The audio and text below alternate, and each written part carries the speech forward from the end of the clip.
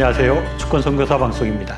저는 이 시간을 통해서 복을 받는 비결에 대해서 말씀드리고 있습니다. 제가 복이라는 주제로 설교하기로 한 이유는 사람들이 복을 받기를 원하고 하나님의 복을 받기를 원하는 사람이 많기 때문입니다. 그런데 우리는 이렇게 복을 원하지만 우리의 삶을 돌아보면 그렇게 복을 받고 있다고 느끼는 때가 그렇게 많지 않은 것 같습니다.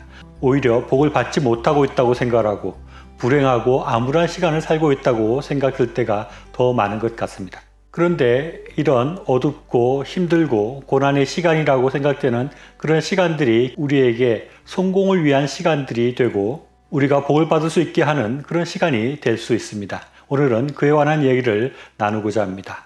모세는 하나님의 복을 받은 사람이 분명합니다. 그는 당시에 죽을 수밖에 없는 유대인 집안의 아이로 태어났으나 그는 궁중에서 살 수 있게 되었고 이스라엘 백성들을 출애굽시키는 그 리더의 역할을 하게 되었고 하나님과 직접 만나 하나님의 지시를 듣는 놀라운 신앙인이 되었습니다.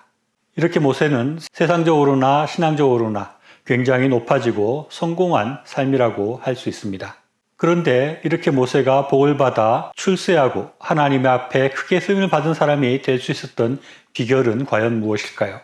어떤 사람들은 모세가 출애굽의 리더로 쓰임받을 수 있었던 것은 그가 궁중 생활을 통해서 교육을 잘 받은 것이 그 이유라고 말하는 사람들이 있습니다. 그러나 이것은 아주 잘못된 분석입니다. 모세는 40년간 궁중 생활을 하면서 교육을 받았지만 그 이후 40년은 광야 생활을 했습니다.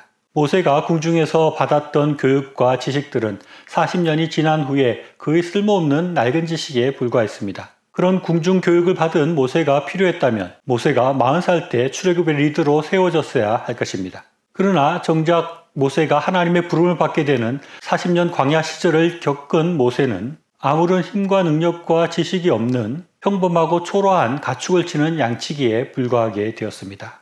모세에게 40년간의 광야의 시간은 정말 모세로서는 암울하고 고통과 고난의 시간이었다고 할 수 있습니다. 모든 열정이 사라지고 그가 생각했던 많은 것들을 잃어버린 그런 시간이었습니다.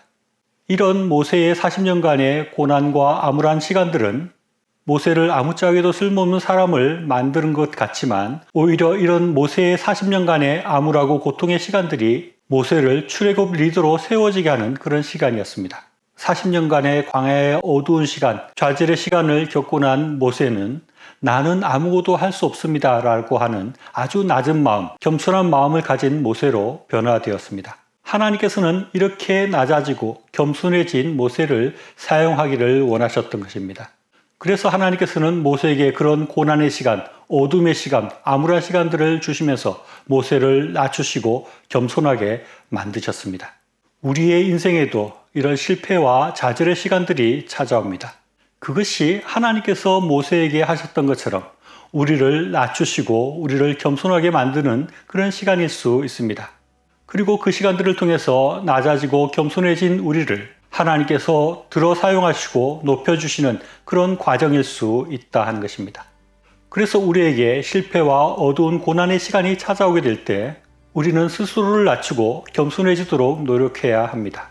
우리에게 닥친 그런 상황들에 대해서 내가 부족해서 그렇게 되었다. 내가 이런 좋지 못한 결과를 얻고 내가 이렇게 된 것은 마땅하다.